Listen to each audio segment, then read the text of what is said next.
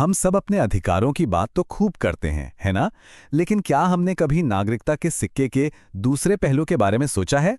देखिए, हमारा संविधान हमें अधिकार तो देता है, पर साथ ही वो हमसे कुछ जिम्मेदारियां निभाने की उम्मीद भी करता है। और यही है हमारे मौलिक कर्तव्य। तो आज हम इसी जरूरी लेकिन अक्सर नजरअंदाज किए जाने वाले टॉपिक को अच्छे से समझेंगे। तो आज हम क्या क्या देखने वाले हैं। सबसे पहले हम समझेंगे कि अधिकारों और कर्तव्यों का आपस में रिश्ता क्या है।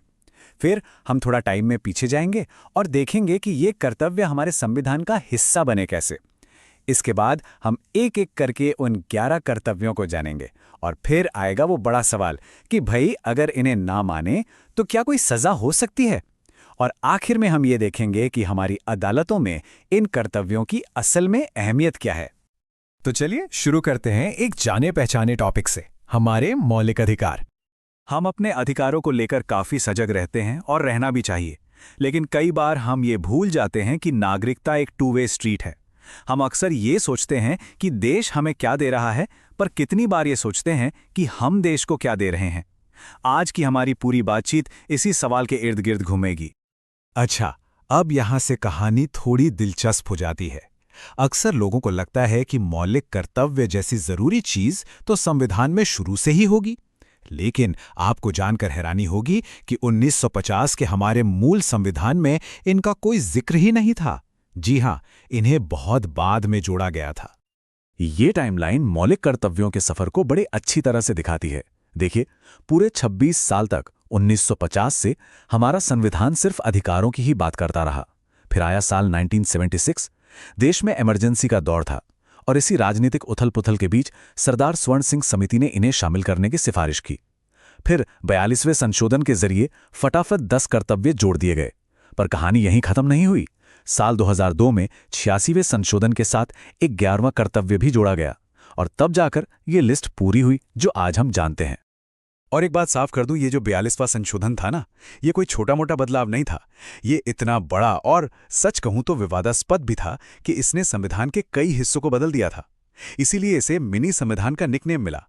मौलिक कर्तव्यों को जोड़ना इसी बहुत बड़े संवैधानिक फेरबदल का एक हिस्सा था। तो इतनी सारी बैकग्राउंड स्टोरी के बाद सवाल अब भी वही है, आखिर ये कर्तव्य हैं क्या? तो चलिए अब सीधे संविधान के अनुच्छेद 51A में चलते हैं और देखते हैं कि ये 11 जिम्मेदारियां असल में हैं क्या। जी हाँ, 11, यही है वो नंबर। ये 11 कर्तव्य मिलकर हर भारतीय नागरिक के लिए एक तरह का नैतिक और नागरिक रोड मैप बनाते हैं। चलिए अब इन्हें थोड़ा करीब से देखते हैं। तो पहले 5 कर्तव्य को देखें तो इनका फोकस एकदम साफ है, राष्ट्रीय आदर्श और सम्मान। इनमें राष्ट्रीय प्रतीकों का सम्मान करने से लेकर देश की एकता की रक्षा करने तक की बातें शामिल हैं। खासतौर पर 5वां कर्तव्य देखिए, जो आपसी भाईचारे को बढ़ावा देने और महिलाओं का अपमान करने वाली प्रथाओं को छोड़ने के लिए कहता है। ये एक बहुत पावरफुल रिमाइंडर है कि नागरिकता का मतलब सामाजिक सम्मान भी है।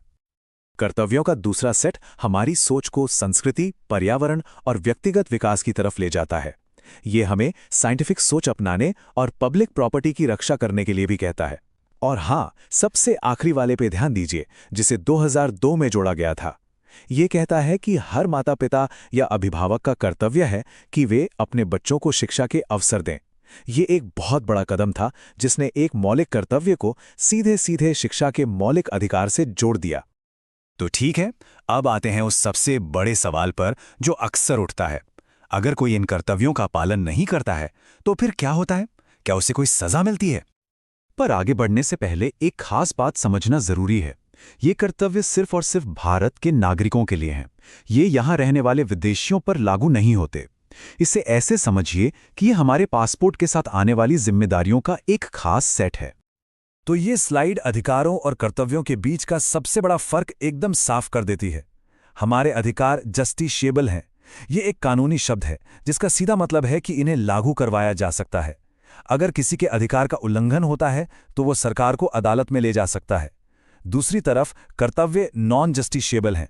इसका मतलब है कि उनके पालन ना करने पर कोई सीधी सजा का प्रावधान नहीं है, यानी कोई किसी पर वैज्ञानिक सोच न रखने के लिए केस नहीं कर सकता। तो अगर कोई सजा नहीं है तो फिर इनका पॉइंट क्या है? असल में इनका मकसद कानूनी डंडा चलाना है ही नहीं, बल्कि एक नैतिक दिशा दिखाना है।